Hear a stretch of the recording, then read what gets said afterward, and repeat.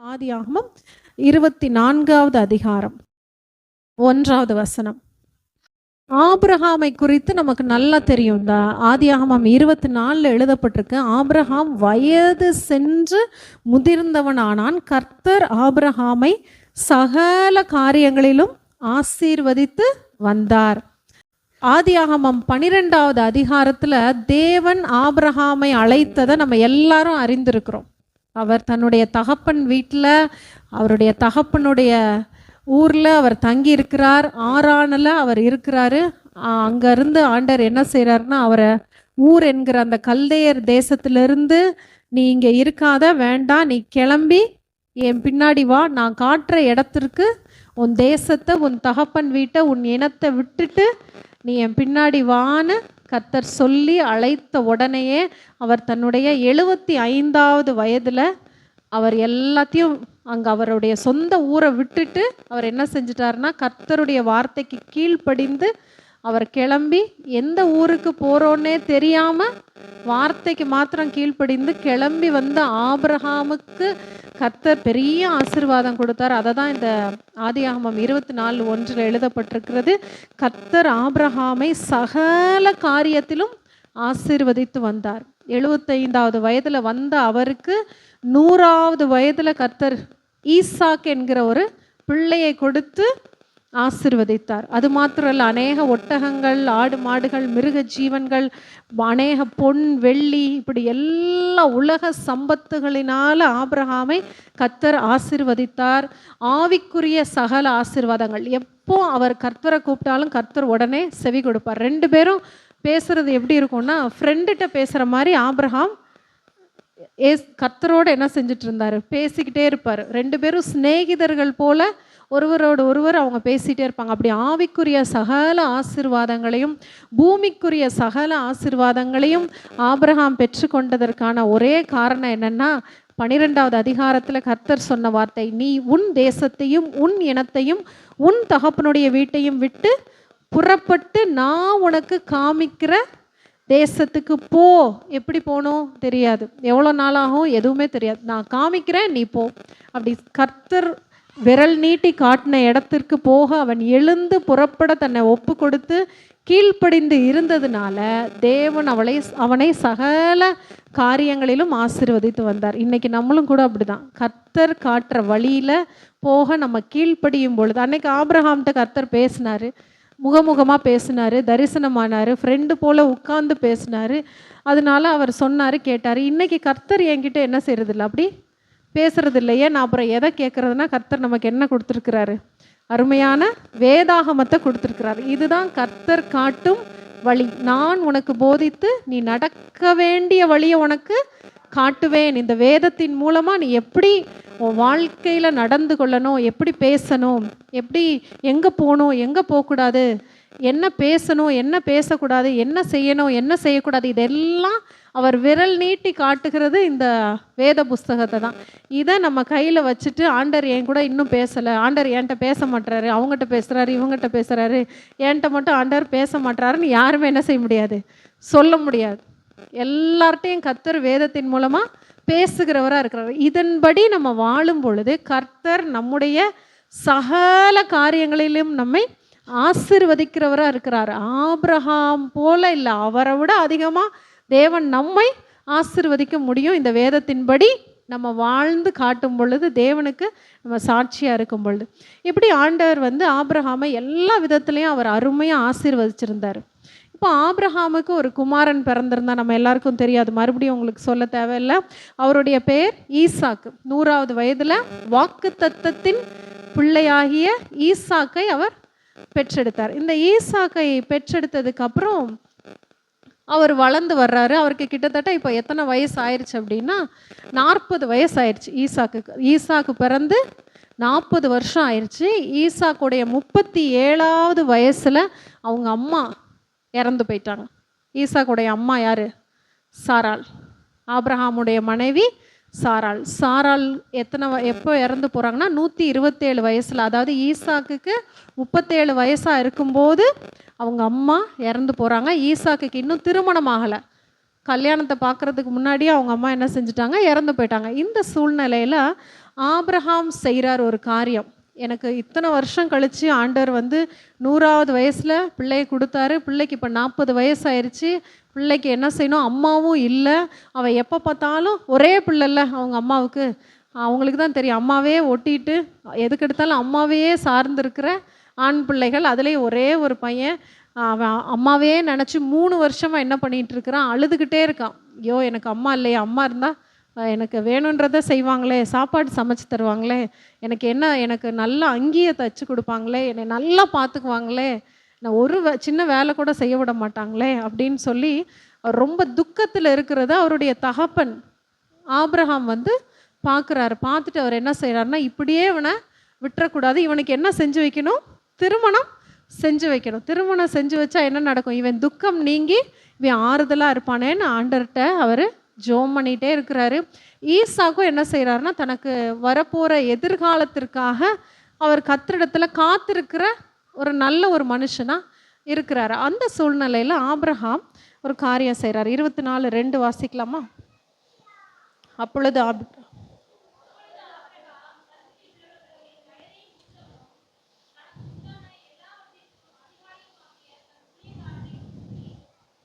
தன் ஊழியக்காரனை நோக்கி, நாம் இங்கே கானான் தேசத்தில் குடியிருக்கிறோம், தேசம் தீட்டுப்பட்டு இருக்கிறது, தேசத்தில் விக்கிரக ஆராதனை பெருகி இருக்கிறது, வேசித்தனம் இருக்குது, விபச்சாரம் இருக்குது, தேசம் தேவனுக்கு பிரியமானதாக இல்லை. அதனால நீ என்ன செய்யக்கூடாது, என் பிள்ளை ஈசாக்குக்கு இந்த உள்ளூரில் இந்த கானான் தேசத்து குமாரத்திகளில் யாரையும் நீ என்ன செய்யக்கூடாது, என் பிள்ளைக்கு பெண் பார்த்து நீ திருமணம் செஞ்சு வைக்கக்கூடாது. அடுத்து, நீ என் தேசத்துக்கும் என் இனத்தாடத்துக்கும் போய் என் குமாரனாகிய ஈசாக்குக்கு பெண் கொள்வேன் என்று போதும். இப்போ என்ன சொல்கிறாருன்னா, ஆபிரகாம் தன் வீட்டிலேயே ரொம்ப மூத்த ஒரு வேலைக்காரன், ஆபிரகாமுடைய ஊழியக்காரன்னு சொல்லலாம். அவர் யார் அப்படின்னா எலியேசர். எலியேசர் என்ற இந்த மனுஷனை கூப்பிட்டு சொல்கிறாரு, இங்கே வாப்பா, என் பிள்ளைக்கு 40 வயசாயிருச்சு, என்ன செஞ்சு வைக்கணும், திருமணம் செய்து வைக்கணும். அதனால் நீ ஒரு பெண் பாரு, ஆனால் எந்த காரணத்தை கொண்டும் கானான் தேசத்து பெண்ணை பார்க்காத.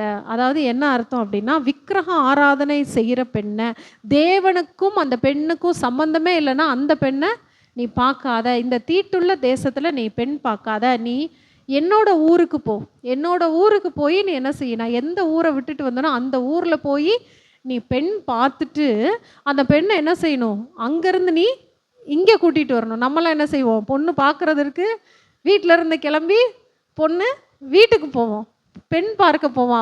அவர் சொல்கிறாரு, பெண்ணை நீ அங்கேருந்து மாப்பிள்ளைய பார்க்குறதற்கு அங்கேருந்து இங்கே கூட்டிகிட்டு வா. இனிமேல் வர்ற நாட்கள்லாம் இப்படி காரியங்கள்லாம் மாறினா எப்படி இருக்கும், பொண்ணு பார்க்க போகிறோன்னு சொல்லாமல் மாப்பிள்ளை பார்க்க வர்றாங்க.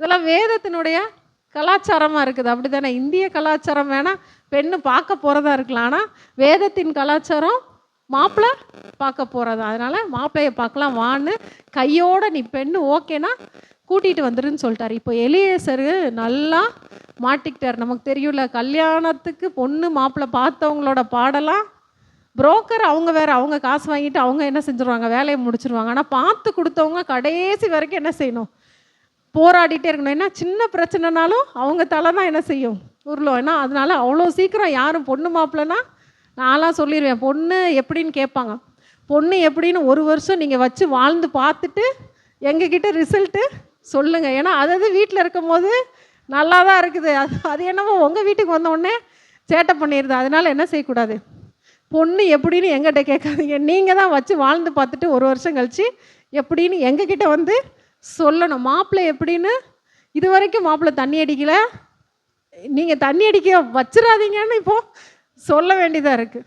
அப்படிப்பட்ட காரியங்கள்லாம் என்ன செய்யுதுன்னா நம்ம கிறிஸ்தவ சமுதாயத்தில் நடந்துகிட்ருக்கு. அதனால இவருக்கு என்னென்னா, எலியேசருக்கு பயங்கர பயம். ஆபிரகாம் மிகப்பெரிய செல்வ சீமான். இன்றைக்கி அம்பானின்னு சொன்னால் யாருக்குமே தெரியாமல் இருக்காது, சின்ன வாண்டு கூட தெரியும். இதுக்கு முன்னாடி ஒருத்தர் இருந்தார், டாட்டா பிர்லா.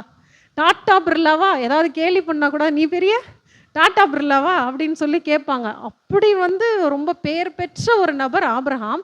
அவருக்கு இருக்கிற ஒரே ஒரு வாக்குத்தத்த மகன் யாருன்னா ஈசாக்கு. இப்படிப்பட்ட செல்வந்தனுடைய மகனுக்கு பொண்ணு பார்க்குறதற்கு ஒரு எலியேசரை கூப்பிட்டா அந்த அவருக்கு எவ்வளோ பயம் இருந்திருக்கும்.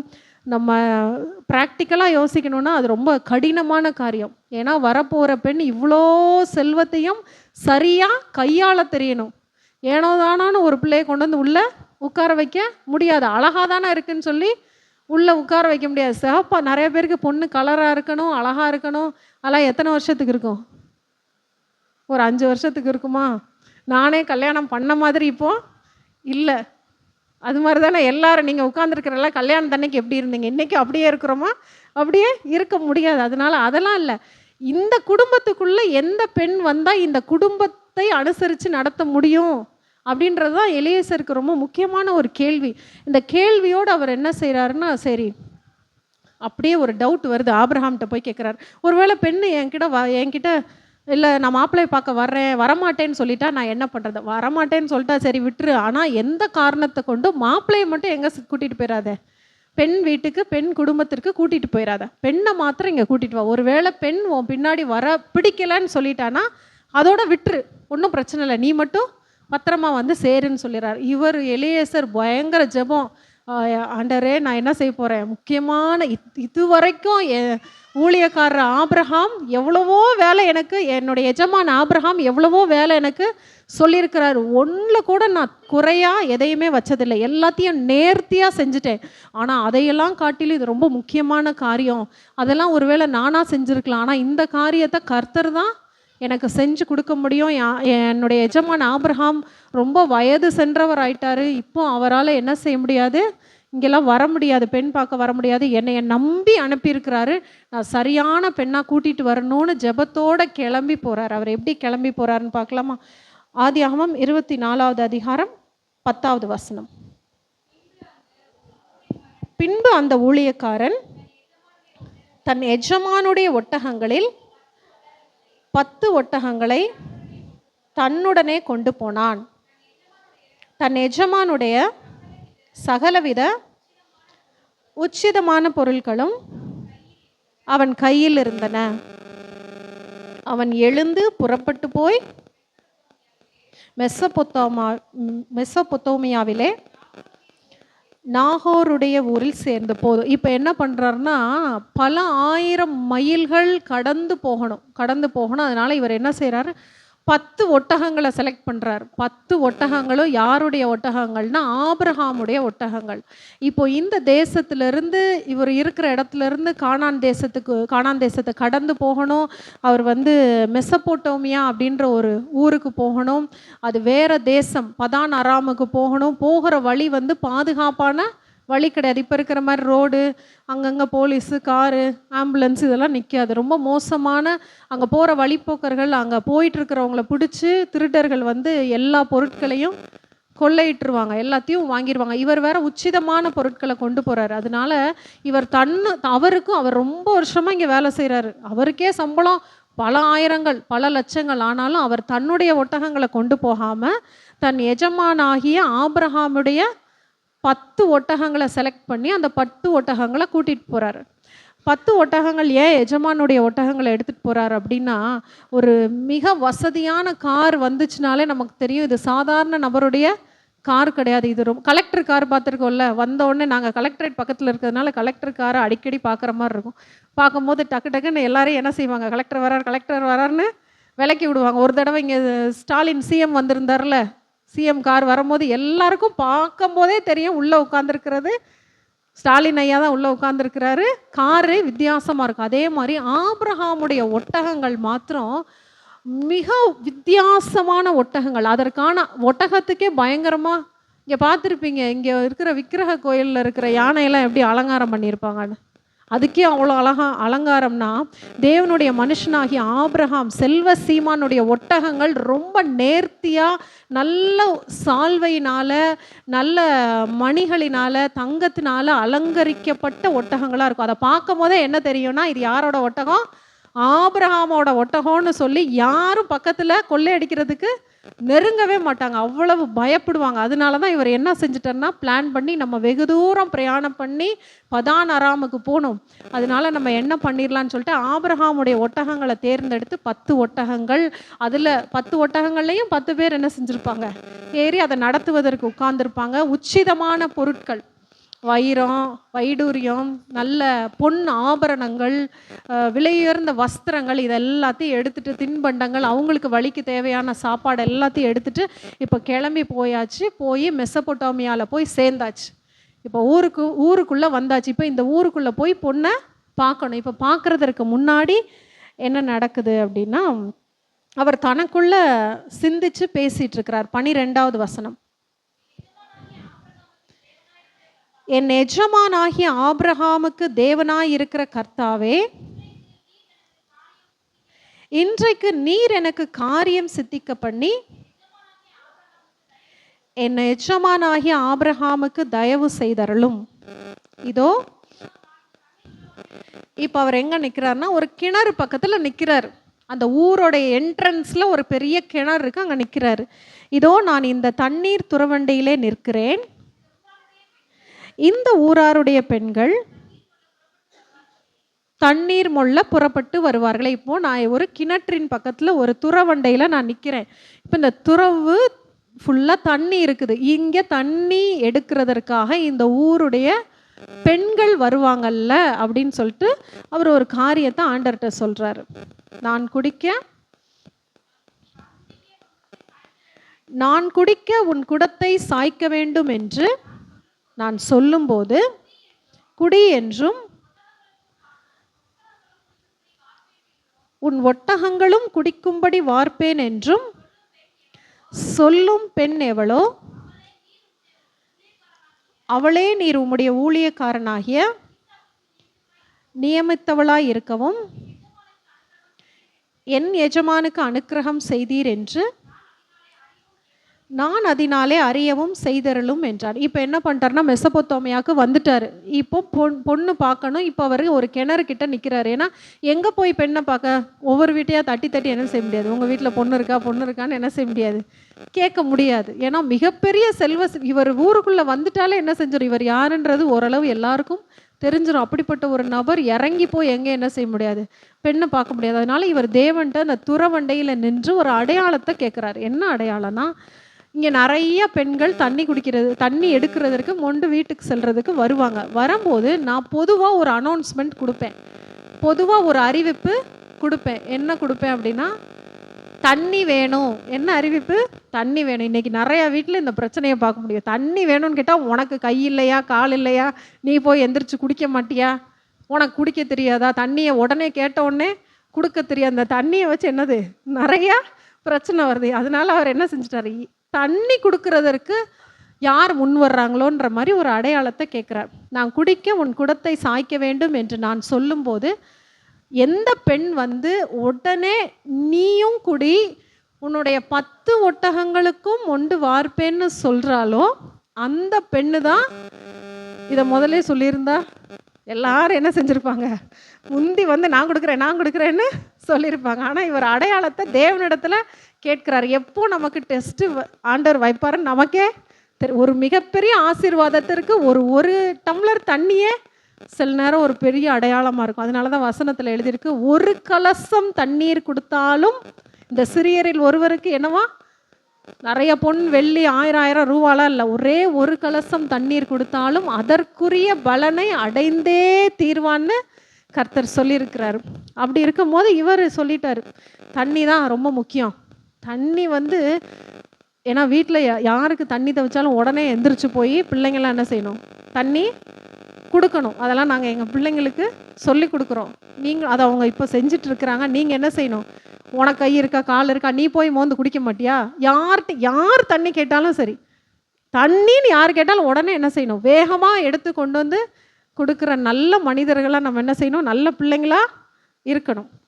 இப்போ இவர் சொல்கிற வார்த்தை ரொம்ப முக்கியமானதை தான் நான் உங்களுக்கு சொல்ல போகிறேன். குடி என்றும் உன் ஒட்டகங்களுக்கு குடிக்கும்படி வார்ப்பேன் என்றும் சொல்லும் பெண் எவளோ, செய்யும் பெண் இல்லை, சொல்லும் பெண் எவளோ, அதுதான் ரொம்ப முக்கியம். நம்முடைய வார்த்தை ரொம்ப முக்கியம். அவர் கேட்ட அடையாளமே வார்த்தையில அடையாளம் கேட்கிறார். வார்த்தையினால ஒரு அடையாளம் கேட்கிறார். முந்தி வந்து நான் செய்கிறேன், நான் கொடுக்குறேன் அப்படின்னு அந்த வார்த்தை சொல்கிறாள்ல, அவள் கொடுக்குறதெல்லாம் அப்புறம்தான். ஏன்னா 10 ஒட்டகங்களுக்கும் ஒருவேளை தண்ணியை மோந்து கொடுக்க முடியுமா? அந்த பெண்ணு எவ்வளோ கஷ்டம். 20 வயசு பிள்ளை போய் ஒரு ஒட்டகம் குறைஞ்சது 100 குடம் குடிக்கும். ஒரு ஒட்டகம் எத்தனை குடம்? 100 குடம். அப்போ 10 ஒட்டகம் எத்தனை குடம் குடிக்கும்? 1000 குடம் தண்ணீர் போய் போய் துறவில் போய் எடுத்துகிட்டு வந்து ஒரு நீளமான இந்த மாதிரி ஒரு தொட்டி வச்சுருப்பாங்க. அதில் போய் ஊற்றிக்கிட்டே இருக்கணும், அது குடிச்சிக்கிட்டே இருக்கும். துறவு பக்கத்துலேயே ஒரு பெரிய தொட்டி, 2-3 தொட்டி கட்டி வச்சுருப்பாங்க. ஆடு மாடுகள் குடிக்கிறதுக்காக துறவுலேருந்து தண்ணி மோண்டு அங்கே ஊற்றுவாங்க, அது வந்து குடிச்சிட்டே இருக்கும். அப்படி இருக்கும்போது ஒரு ஒட்டகமே 100 குடம் குடிக்கும்னா எப்படி முடியும்? 10 ஒட்டகத்துக்கு எப்படி கொடுக்க முடியும்? எலியேசருக்கு மட்டும்தான் தண்ணி கொடுக்க முடியும். ஒரு ஒட்டகத்துடைய தாகத்தை தீக்கிறதே ரொம்ப கஷ்டம். அதனால யார் மொண்டு வார்க்கிறாங்களோ அவங்களுக்கு வந்து அவங்க தான் எங்கள் வீட்டு பிள்ளைன்னு அவர் சொல்லலை, மருமகள்னு சொல்லலை. யார் சொல்கிறாங்களோ, யார் முதல்ல வார்த்தையினால் உத்தரவு கொடுக்குறாங்களோ அவங்க தான் ஈசாக்குக்கு மனைவியாக இருப்பாங்க. அதுதான் தேவன் இன்னைக்கு அப்படி தான் வச்சுருக்கிறாரு. யார் சொல்லுங்க முதல்ல, நான் இருக்கேன் ஏசப்பா, நான் ஜோம் பண்ணுறேன், நான் பாட்டு பாடுறேன், நான் பண்ணுறேன், நான் இந்த காரியத்தை உங்களுக்காக செய்கிறேன்னு சொல்லுறவங்க தான் மணவாளனாகிய இயேசுவுக்கு மணவாட்டியை அவர் தெரிந்து கொள்கிறார். ரெபேக்காள் யாருக்கு வேதத்தில் எல்லா கேரக்டரும், எல்லா மனிதர்களும் மனுஷிகளும் ஒவ்வொருத்தரும் அடையாளமாக கொடுக்கப்பட்டிருக்கிறாங்க. வேதம் முழுவதும் நமக்கு அடையாளங்கள் தான். ரெபேக்காள் யாருக்கு அடையாளமாக இருக்கிறாங்கன்னா சபைக்கு அடையாளமாக இருக்கிறாங்க. ஈசாக்கு யாருக்கு அடையாளமாக இருக்கிறார்னா கிறிஸ்துவுக்கு முன் அடையாளமாக இருக்கிறார். அப்போ கிறிஸ்துவாகிய மணவாளன் செலக்ட் பண்ணுற மணவாட்டியாகிய சபை எதுனா நாங்கள் கர்த்தருக்காக நிற்போன்னு சொல்கிறது தான். ஆமேன், ஹல்லேலூயா. அதனால் முதல்ல நம்ம என்ன செய்யணும்னா சொல்லணும், நான் இருக்கேன் ஏசப்பா, நான் இந்த காரியத்துக்காக ஜோம் பண்ணுறேன், நான் இந்த காரியத்துக்காக வைராக்கியமாக இருக்கிறேன், நான் இந்த காரியத்தை செய்கிறேன், என்னை அனுப்புங்க, நான் இருக்கேன்னு முதல்ல சொல்லணுமா. சொல்கிறவங்க தான் யார்? செலக்டட்னு டிக் அடிப்பாங்க. அப்படி சொல்லியாச்சு. சொன்ன உடனே என்ன நடக்குதுன்னா அதுக்கப்புறம் தேவன் என்ன தர்றாரு? பலன் தர்றாரு. சொல்லும் போதே ஒரு தேவ பலன் நம்ம என்ன செய்யும்? நிரப்பும். பிதாவே என்னுடைய சித்தத்தின்படி அல்ல, ஆகிலும் உம்முடைய சித்தத்தின்படியே எனக்கு ஆக கடவுதுன்னு சொல்லி முடிச்ச உடனே வானத்திலிருந்து ஒரு தூதன் இறங்கி வந்து இயேசுவை சிலுவை பாடுகளை சகிக்கிறதற்கான, அவமானத்தை நிந்தையை சகிக்கிறதற்கான பலனை கொடுத்து பலப்படுத்தினார். எல்லாத்தையும் சொல்கிறதுக்கு எனக்கு டைம் இல்லாதான் நான் முடிக்கிறேன். அவரை பலப்படுத்துகிறார். அப்போ சொன்ன உடனே ஒரு பலன் நிரப்பும். என்ன செய்கிறாங்கன்னா அவள் கூட வந்த எல்லாரும் சேர்ந்து 10 ஒட்டகங்களுக்கும் தண்ணி மொண்டு வார்க்கிறாங்க. எல்லா ஒட்டகங்களும் திருப்தியாக குடிக்குது. நான் எப்படி இதை செய்ய முடியும்? நான் இதை எப்படி செய்ய முடியும்? நாங்கள் ஆண்டவருக்காக என்ன செய்ய முடியும்?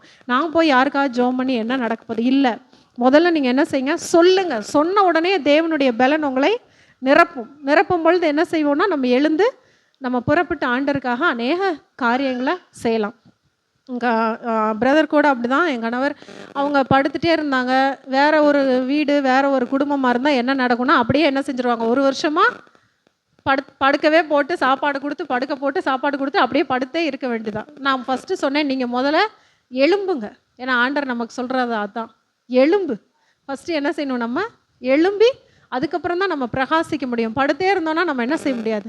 பிரகாசிக்க முடியாது. அதனால் நான் உங்களுக்கு சொல்கிறதெல்லாம் ஃபஸ்ட்டு நீங்கள் எந்திரிங்க, ஊழியத்துக்கு கிளம்புங்க. நீங்கள் ஊழியத்துக்கு வாங்க, எல்லா இடத்துக்கும் வாங்க, கடைக்கு வாங்க, ஹோட்டலுக்கு வாங்க, நம்ம போய் சாப்பிடுவோம். நீங்கள் இந்த கோலை வச்சுட்டு நடக்கிறேன்னு நீங்கள் என்ன செய்யாதீங்க, எந்த இடத்துலையும் அவமானப்படாதீங்க. அதெல்லாம் ஒன்றும் பிரச்சனையே கிடையாது. தைரியமாக நீங்கள் வாங்கன்னு சொல்லும் போது அவங்க உற்சாகமாக சொன்ன வார்த்தைனா நான் வர்றேன்னு சொன்னது தான் இன்னைக்கு வரைக்கும் அவங்க வர்றாங்க. கார் ஓட்டுறதெல்லாம் சாதாரண விஷயம் இல்லை, அது ரொம்ப ஆச்சரியமான விஷயம். ஏன்னா டாக்டரே சொன்னாங்க, அவர் கார் ஓட்டும் போது நீங்கள் அவர் காலை பார்த்துட்டே கவனமாக இருங்க, கார்லாம் ஓட்டுறாரா அப்படின்னு கேட்டாங்க.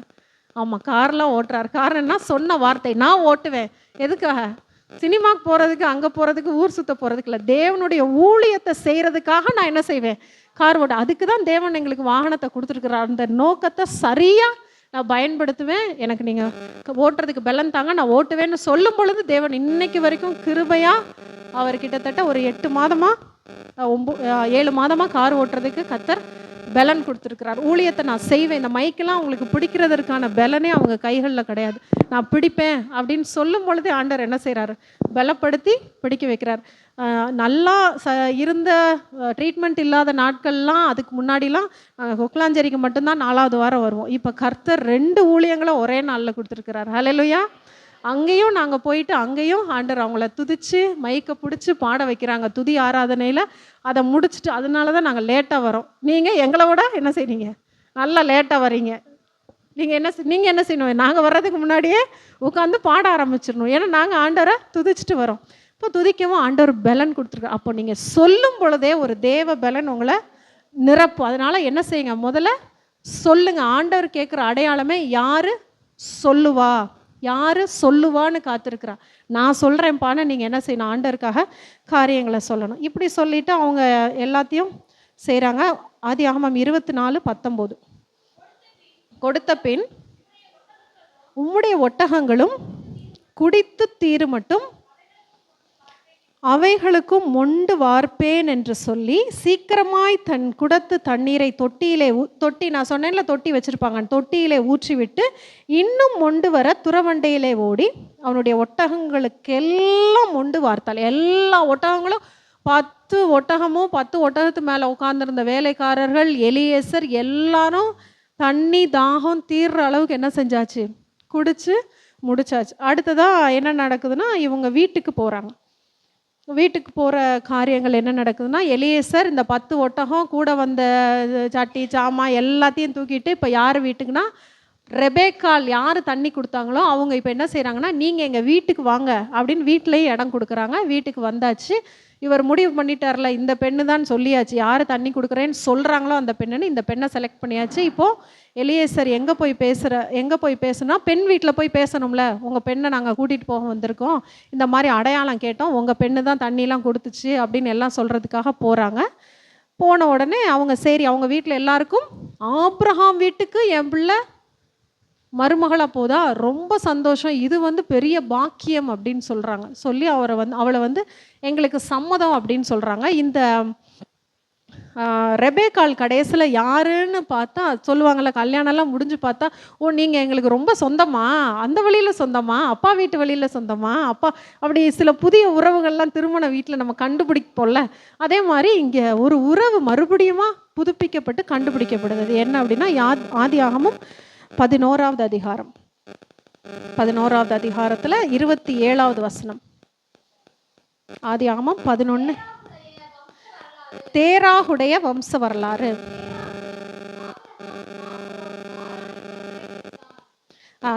போதும். இப்போ தேராகுன்னு ஒரு தாத்தா இருக்கிறார். அந்த தாத்தாக்கு 3 பசங்க. அவர் தான் யாருன்னா, ஆபிரகாம், நாகோர், ஆரான். இப்போ ஆபிரகாமுடைய கூட பிறந்த சகோதரன் இருக்கிறார்ல நாகோர், அந்த நாகோருக்கு ஒரு பையன் இருக்கிறார், அவர் பேர் பெத்துவேல். அந்த பெத்துவேலுக்கு ஒரு பாப்பா இருக்குது, அது பேர் தான் என்னது, ரெபேக்காள். அப்போ ஆபிரகாமுக்கு அந்த காலத்து இப்போலாம் அத்தை பிள்ளைங்க மாமா பிள்ளைங்க கல்யாணம் பண்ணுறாங்களா, அப்போ அப்படி கிடையாது. ஏன்னா அதுக்கு முன்னாடி அவங்களுக்கு அந்த சட்டங்கள்லாம் கொடுக்கப்படலைன்னா யார் வேணால் யாரனாலும் திருமணம் செய்து கொள்ளலாம். ஆபிரகாமோட கூட பிறந்த சகோதரனுடைய பேத்தி, அண்ணன் பேத்தி தான் யார் அப்படின்னா இந்த ரெபேக்காள். நாகோருக்கு ஒரு பிள்ளை, அந்த பிள்ளை பேர் பெத்துவேல். அந்த பெத்துவேலுக்கு ஒரு மகளும் ஒரு மகனும். அதில் மகா பேர் ரெபேக்காள், மகன் பேர் லாபான். நம்ம இப்போ அந்த கதைக்கு போகல, அதனால நான் அந்த லாபானை குறித்து சொல்லலை. ஆபிரகாமோட கூட பிறந்தவருடைய பேத்தி தான் யார், ரெபேக்கா. இதை கேட்ட உடனே பொண்ணு வீட்டுக்கு ரொம்ப சந்தோஷம். யோ என் கூட பிறந்தவன் வீட்டுக்கா நீ போகிற, ரொம்ப சந்தோஷம், ஈசாக்குக்கு நீ மனைவியாக போறியா, ரொம்ப சந்தோஷம்னு எல்லாரும் என்ன செஞ்சுட்டாங்க, இது நம்மளாம் ஒன்றுக்குள்ள ஒன்று சொந்தம்தான், பரவாயில்ல என் பிள்ளைய நீங்கள் தாராளமாக கூட்டிகிட்டு போன்னு சொல்லிட்டாங்க. சொன்னதுக்கப்புறம் அவங்க ஒரு விஷயம் கேட்குறாங்க. 55வது வசனம், ஆதியாகமம் 24. அப்பொழுது ரெபேக்காளுடைய சகோதரனும் அவள் தாயும் 10 நாள் ஆகிலும் பெண் எங்களோடு இருக்கட்டும், பிற்பாடு போகலாம் என்று. ஐயோ வந்தோடனே இப்போ என்ன செய்றீங்க, எங்கள் வீட்டு பிள்ளைய கூட்டிகிட்டு போகிறேன்னு சொல்கிறீங்களா, வேணாம் ஒரு 10 நாள் டைம் கொடுங்க, 10 நாள் பிள்ளை எங்களோட இருக்கட்டும், ஆசை தீர அவளை பார்த்துட்டு நாங்கள் உங்கள் வீட்டுக்கு என்ன செய்கிறோம், அனுப்பி விடுறோம் அப்படின்னு சொல்லும் பொழுது அவர் என்ன சொல்கிறாருன்னா, எலியேசர் அதெல்லாம் முடியாது, ஃபஸ்ட்டு பிள்ளைய கூப்பிடுங்க, அது என்ன சொல்லுதுன்னு நம்ம பார்ப்போம். 57வது வசனம். அப்பொழுது அவர்கள் பெண்ணை அழைத்து அவள் வாய்ப்பிறப்பை கேட்போம் என்று சொல்லி ரெபேக்காளை அழைத்து, நீ இந்த மனிதரோடு கூட போகிறாயா என்று கேட்டார்கள். அவள் போகிறேன் என்றாள். மறுபடியும் என்ன செய்கிறாங்க, ரெபேக்காள் வார்த்தையினால தான் இந்த வாழ்க்கையவே பிடிச்சாங்க. நிறைய பேர் வார்த்தையினால வாழ்க்கையவே இழந்திருக்காங்க. பேசின ஒரு வார்த்தை குடும்பத்தையே பிரிச்சிரும், குடும்பத்தையே உடைச்சிரும், பெரிய சண்டை, பெரிய பிரச்சனை ஒரு வார்த்தையினால. ஆனால் இந்த பெண், நான் உனக்கும் தண்ணி குடிக்கிறது கொடுக்குறேன், உன் ஒட்டகங்களுக்கும் மொண்டு வார்ப்பேன்னு சொன்ன அந்த ஒரு வரி, அந்த வார்த்தை என்ன செஞ்சிச்சுன்னா அவளுக்கு வாழ்க்கையவே கொடுத்துருச்சு. அதனால எலியேசருக்கும் தெரியும், எல்லாருக்கும் தெரியும், ரெபேக்காள் சொன்னால் கரெக்டாக இருக்கும். நம்மளை பார்த்தும் ஜனங்கள் சொல்லணும், இவங்க சொன்னால் கரெக்டாக இருக்கும், இவங்க வீணான வார்த்தைகளை வாயிலிருந்து பேசவே மாட்டாங்க. யூதர்களை பொறுத்த வரைக்கும் வார்த்தையை எப்படி பயன்படுத்துவாங்கன்னா, நம்ம பணம் பயன்படுத்துகிறோம்ல, காசு எப்படி செலவு பண்ணுறோம், அது மாதிரி அவங்க வார்த்தையை பார்த்து பார்த்து கவனமாக செலவு பண்ணுவாங்களாம். வார்த்தைக்கு பணத்தை காட்டிலும் அவங்க அதிகமான மதிப்பு கொடுக்குறாங்களா. ஏன்னா வார்த்தை ஒரு தடவை வெளியே ஏறிடுச்சுன்னா, இது ஏதோ சொல்லுவாங்களே, வார்த்தையை கொட்டினா அதை என்ன செய்ய முடியாது, அள்ள முடியாது. அதனால அவங்க வார்த்தையை கொட்டவே மாட்டாங்களா. ரொம்ப கவனமாக வார்த்தை, ஒன்று அவங்க வாயை திறந்தா வசனத்தை பேசுவாங்களாம், அப்படி இல்லைன்னா கர்த்தரை துதிப்பாங்களாம், அப்படி இல்லைன்னா பேசாமல் வாயை மூடிட்டு இருப்பாங்களாம். எந்த பிரச்சனையும் பண்ண மாட்டாங்க. வீண் வார்த்தைகள் ஒன்று கூட இஸ்ரவேல் தேசத்தில் இருக்கிற யூதர்கள் பேசவே மாட்டாங்களாம்.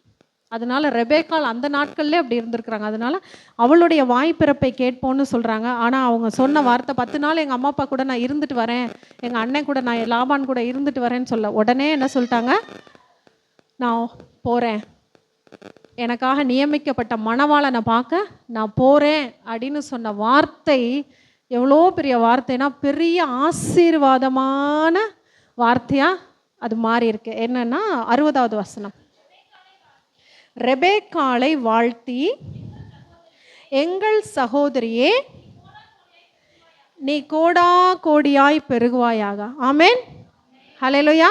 நான் என்ன சொன்னேன், ரெபேக்காள் யாருக்கு அடையாளம், சபைக்கு அடையாளம். அப்போ சபையை பார்த்து கர்த்தர் வாழ்த்துகிற வாழ்த்து. வீட்டில் சொல்லிட்டு வந்திருக்கீங்கல்ல, எவ்வளோ வேலை இருந்தாலும் பரவாயில்ல, நான் எங்கே போகிறேன், மணவாளனை பார்க்க போகிறேன், சபைக்கு போகிறேன்னு சொல்லிட்டு வந்திருக்கீங்கல்ல. அதனால சபையினுடைய ஆசீர்வாதம் யாருக்கு, வந்திருக்கிற எல்லாருக்கும், நீ கோடா கோடியாய் பெருகுவாயாக. இந்த ஆசீர்வாதத்தில் அப்படி என்னதான் மேன்மை இருக்குன்னு மாத்திரம் நம்ம பார்த்து முடிக்க போகிறோம். மடங்கு, எத்தனை மடங்கு தேவன் ஒவ்வொரு விதத்திலையும் மனிதர்களை அவர் ஆசீர்வதிக்கிறார் அப்படின்னு பார்த்தோன்னா, சேஷ்ட புத்திர பாகம், அதாவது முதல் பிறந்த குழந்தை. இப்போ சொத்து பிரிக்கும் போது எல்லாருக்கும் சமமாக பிரிக்கணும். ஆண் பெண்ணு, பிறந்தது, கடைசி பிறந்தது, சித்திக்கு பிறந்தது அப்படிலாம் கிடையாது. யாருக்கு அப்பாவுக்கு பிறந்தாலே என்ன செய்யணும், சமமாக பிரித்து முடிச்சிடணும். ஆனால் அந்த நாட்களில் கர்த்தர் எப்படி ஆலோசனை கொடுத்துருந்தாருன்னா, சேஷ்ட புத்திர பாகம், முதல் பிறந்தவர்களுக்கு ரெட்டிப்பான நன்மையை கொடுக்கணுமா, 2 மடங்கு சொத்தில் ஆசீர்வாதத்தை கொடுக்கணுமா. உபாகமம் 21வது அதிகாரம் 17வது வசனம்.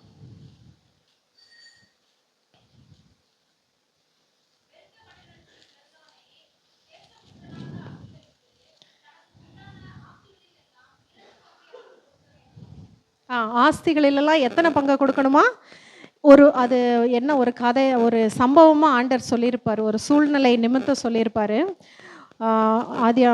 உபாகமம் 21:15, 2 மனைவிகளுடைய ஒருவன் ஒருத்தியின் மேல் விருப்பமாயும் மற்றவள் மேல் வெறுப்பாயும் இருக்க, இருவரும் அவனுக்கு பிள்ளைகளை பெற்றார்களே ஆகில், முதற் பிறந்தவன் வெறுக்கப்பட்டவளின், அதாவது நான் அதை சொல்கிறேன், ஒருத்தனுக்கு திருமணமாகி 2 ஒய்ஃப் இருந்தாலும் அவனுக்கு ஒரு ஒய்ஃபை பிடிச்சிருக்கோ பிடிக்கலையோ அதெல்லாம் தெரியாது. அவனுக்கு பிறக்கிற முதல் பிள்ளை, அது பிடிக்காதவள் இடத்துல பிறந்திருந்தாலும் சரி, அதெல்லாம் கணக்கு கிடையாது. அவனுடைய வித்திலிருந்து புறப்பட்ட முதல் பிள்ளை தான் சேஷ்ட புத்திரன். அந்த சேஷ்ட புத்திரனுக்கு கர்த்தர் என்ன சொல்லியிருக்கு, என்ன ஆசீர்வாதம் கொடுத்துருக்கிறாரு, அவன் தன் தகப்பனுடைய முதற் பலன், சேஷ்ட புத்திர சுதந்திரம் அவனுக்கு உரியது, 2 பங்கு அவனுக்கு கொடுக்க வேண்டும். அந்த வசனத்தில் எழுதப்பட்டிருக்கிறது, 2 பங்கு சேஷ்ட புத்திரத்துக்கு கொடுக்கணும். அப்போ நம்ம கர்த்தருடைய சேஷ்ட புத்திர பாகமாக இருந்தால் நமக்கு எத்தனை பங்கு கொடுக்கணும், 1 பங்கா 2 பங்கா, கர்த்தருடைய முதற் பிள்ளையா இருந்தா, இயேசுவுடைய முதற் பிள்ளையா, சிலுவையில் இயேசு பெற்றெடுத்த முதல் பிள்ளையா நம்ம இருந்தோம்னா, நமக்கு எத்தனை மடங்கு ஆசீர்வாதத்தை தேவன் கொடுக்கணும் மற்றவங்களை விட? 2 சொல்ல மாட்டீங்களா? நீங்கள் எத்தனை மடங்கு கொடுக்கணும்? 2 மடங்கு கொடுக்கணும். இப்போ கர்த்தர் சொல்கிறாரு, உனக்கு 2 மடங்கு ஆசீர்வாதம் கிடையாதுன்னு சொல்லிட்டார். அடுத்ததாக ஜெயிலில் பிடிச்சி அடைச்சி கைதியாக போனவங்களுக்கு தேவன் சில ஆசீர்வாதத்தை வச்சுருக்கிறார். அதில் ஒரு ஆசீர்வாதம் சகரியா 9:12. சீக்கிரமாக எடுத்து வாசிங்க. சகரியா 9:12.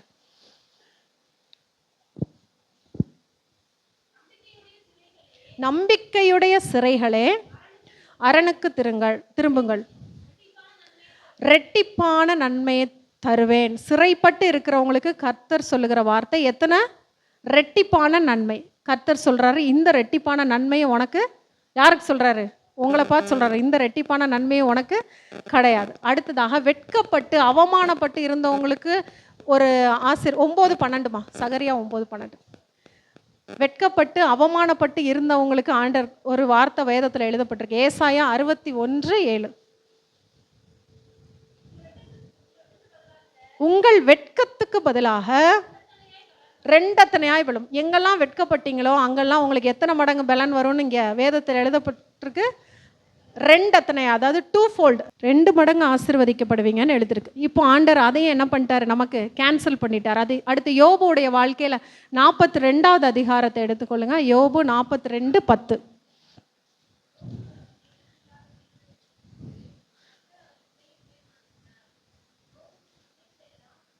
யோபுக்கு முன் இருந்த எல்லாவற்றை பார்க்கிலும் 2 அத்தனையா. யோபு எல்லாத்தையும் இழந்துட்டாரு. அவருக்கு எத்தனை மடங்கு ஆசீர்வாதம்? 2 மடங்கு. எப்படின்னா நமக்கு தெரியும். யோபு 1வது அதிகாரத்தில் இருக்கும். அக்கா வாசிக்கிறீங்களா? யோபு 1வது அதிகாரத்தில் அவருக்கு 3000 ஒட்டகங்கள் இருந்தது.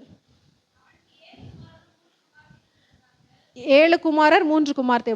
எத்தனை ஒட்டகங்கள்? 3000 ஒட்டகங்கள் இருந்ததா?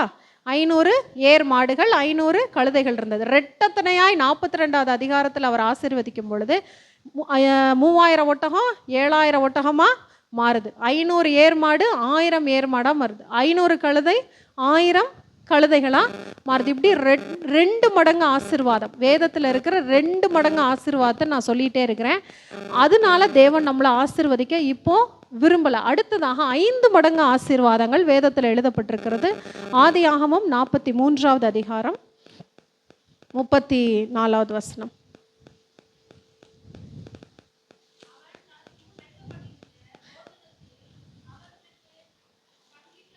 அவன் அவர்களுக்கு பங்கிட்டு அனுப்பினான்.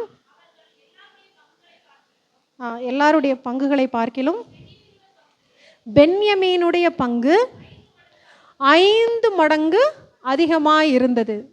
பிள்ளையோட ஆசீர்வாதம் சேஷ்டபுத்திரம் 2 மடங்கு. அது நமக்கு கர்த்தர் வேணான்னு சொல்லிட்டாரு. அடுத்து என்ன சொல்கிறாரு? கடைசி பிள்ளை பெஞ்சமினுடைய ஆசீர்வாதம் 5 fold blessing, 5 மடங்கு ஆசீர்வாதம். இப்போ இந்த 5 மடங்கு ஆசீர்வாதமும் நமக்கு கிடையாது. என்னதான் ஆண்டர் வச்சிருக்கிறாரு, கடைசியில் நம்ம அதை தான் பார்க்க போகிறோம். அடுத்ததாக வேதத்தில் 10 மடங்கு ஆசீர்வாதம் 10 fold blessingனு ஒன்று இருக்குது. அது தானியேலின் புஸ்தகத்தில் தானியேல் 1வது அதிகாரம் 20வது வசனத்தில் இருக்கு.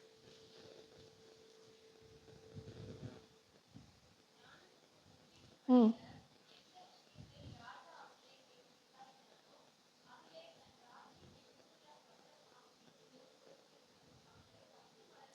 10 மடங்கு ஞானத்தில், அறிவில், புத்தியில், கல்வியில் எந்த காரியத்தை கேட்டு என்ன விடுகதை கேட்டாலும், எந்த கேள்வியை கேட்டாலும், எப்படிப்பட்ட கணக்கை கேட்டாலும் டக்கு டக்கு டக்குன்னு பதில் சொல்கிறதுல மற்ற எல்லா ஞானிகளை விட இந்த 4 பேர் யார்?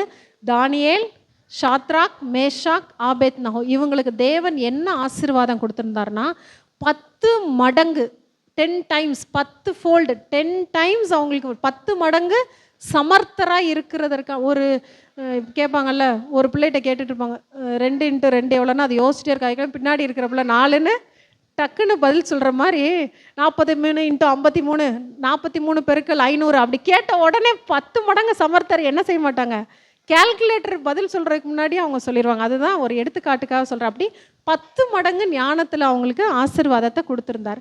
அடுத்ததாக வேதத்தில் ஒரு ஆசீர்வாதம் இருக்குது. அதுனா 100 மடங்கு ஆசீர்வாதம். அது எல்லாருக்கும் தெரியல. 100 மடங்கு யாரை தேவன் ஆசீர்வதித்தார்? ஈசாக்கை. ஆதியாகமம் 26:12. ம். ஈசாக்கு பஞ்ச காலத்தில் பஞ்ச தேசத்தில் விதை விதைத்தான். கர்த்தர் அவனை ஆசிர்வதித்ததினால் அந்த வருஷத்தில் 100 மடங்கு பலன். ஹல்லேலூயா.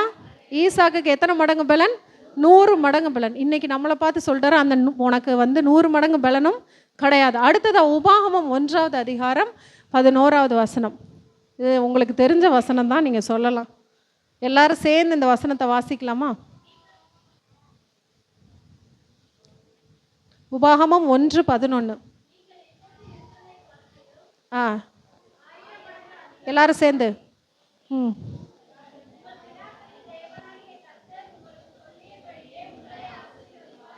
நீங்கள் இப்பொழுது இருக்கிறதை பார்க்கிலும் 1000 மடங்கு ஆசீர்வாதம். இது யார் சொல்லுவா அடிக்கடி உங்ககிட்ட? யார் சொல்லுவா? தம்பி சொல்லுவார். கரெக்டு. தம்பி என்ன சொல்கிறார் உங்களுக்கு? இப்பொழுது இருக்கிறதை பார்க்கிலும் 1000 மடங்கு. தம்பி உங்களுக்கு கொடுத்தா எவ்வளோதான் ஆசீர்வாதம் சொல்லி கொடுக்க முடியும்? சொல்ல தான் முடியும், அதுவும் கொடுக்க முடியாது. 1000 மடங்கு தான் சொல்ல முடியும். ஆபிரகாம் பாருங்களேன், தன்னுடைய இன்னொரு மறுமனையாட்டியாகிய ஆகாரையும் இஸ்மவேல் பிள்ளையவும் அனுப்பிவிடும் பொழுது என்ன கொடுத்து அனுப்பிவிட்டாருன்னு உங்களுக்கு தெரியுமா? பைபிள் வாசிக்கிறீங்களா? என்ன கொடுத்து அனுப்பிச்சி விட்டார்? வனாந்திரத்தில் போயிட்டு வா, நீ எனக்கு வேண்டான்னு சொல்லும்போது தண்ணி கொடுத்து, எத்தனை தண்ணி கொடுத்தாரு? எவ்வளோ தண்ணி கொடுத்தாரு? ஒரு துருத்தி, ஒரு பாட்டிலில் எவ்வளோ தண்ணி பிடிக்கும்? ஒரு துருத்தினா ஒரு பாட்டில், ஒரு பாட்டிலில் எவ்வளோ தண்ணி பிடிக்கும்னா 20 லிட்டர் தண்ணி பிடிக்கும்.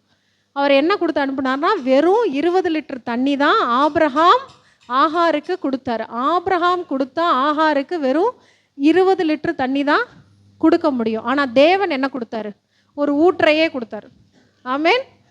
ஆபிரகாம் கணவன் உங்களுக்கு கொடுத்தா என்ன தான் கொடுக்க முடியும்? 20 லிட்டர் தண்ணி தான் கொடுக்க முடியும். ஆனால் கர்த்தர் கொடுத்தா ஊற்றையே கொடுப்பார். அதுதான் கர்த்தருக்கும் மனுஷனுக்கும் உள்ள பெரிய வித்தியாசம். மனுஷனால் அவ்வளோதான் கொடுக்க முடியும், ஆனால் கர்த்தரால் ஒரு துறவையே நம்ம கொடுக்க முடியும். ஹல்லேலூயா. அதனால் தம்பி கொடுத்தா, அண்ணன் கொடுத்தா, ஐயா கொடுத்தா எவ்வளோதான் சொல்லி கொடுக்க முடியும்? இப்பொழுது இருக்கிறதை பார்க்கிலும் 1000 மடங்கு அதிகமாக. ஆனால் கர்த்தர் கொடுத்தா எப்படி கொடுப்பாருன்னு நான் சொல்லவா? ஆதியாகமம் 24:60. ஹல்லேலூயா. ஆண்டவர் எப்படி கொடுக்குறாரா? கோடி கோடி கோடி கோடி கோடி மடங்கு நம்மை ஆசீர்வதிக்கிறார். ஆமேன். கர்த்தர் நம்மளை 2 மடங்கு கொடுக்குற ஆசீர்வாதத்தை கொடுக்கறதற்காக இந்த சபைக்குள்ளே அவர் உட்கார வைக்கல. பெஞ்சமினை கொடுத்த மாதிரி 5 மடங்கு ஆசீர்வாதம் கொடுக்கறதற்காக தேவன் நம்மளை இங்கே உட்கார வைக்கல. தானியேல், ஷாத்ராக், மேஷாக், ஆபேத் நெகோக்கு கொடுத்த மாதிரி 10 மடங்கு நம்மளை ஆசீர்வதிக்கிறதற்காக நம்மளை சபையில் அவர் உட்கார வைக்கல. அவர் ஈசாக்கை 100 மடங்கு ஆசீர்வதித்தது போல வெறும் 100 மடங்கு மட்டும் உனக்கு போதும்னு சொல்கிறதுக்காக அவர் நம்மளை இங்கே உட்கார வைக்கல. இஸ்ரவேல் ஜனங்களுக்கு கானான் தேசத்தை கொடுக்கும் போது இப்பொழுது இருக்கிறதை பார்க்கிலும் 1000 மடங்குன்னு சொல்லி அந்த 1000 மடங்கு ஆசீர்வாதமும் என் பிள்ளைங்களுக்கு போதாதுன்னு சொல்லி கர்த்தர் சபையாகிய ரெபேக்காளுக்கு கொடுக்கிற ஆசீர்வாதம் எப்படி இருக்குன்னா கோடா கோடியாய் பெருகுவாயாக. ஆமேன். ஹல்லேலூயா. அப்போ நம்ம எப்படிப்பட்டவங்க? பாக்கியசாலிகள். இனிமேல் என்ன சொல்லணும்னா, அண்ணே நீங்கள் இப்பொழுது இருக்கிறதை பார்க்கலாம் 1000 மடங்கு இல்லை, உங்கள் ஒவ்வொருத்தரையும் பார்த்து என்ன சொல்லணும்?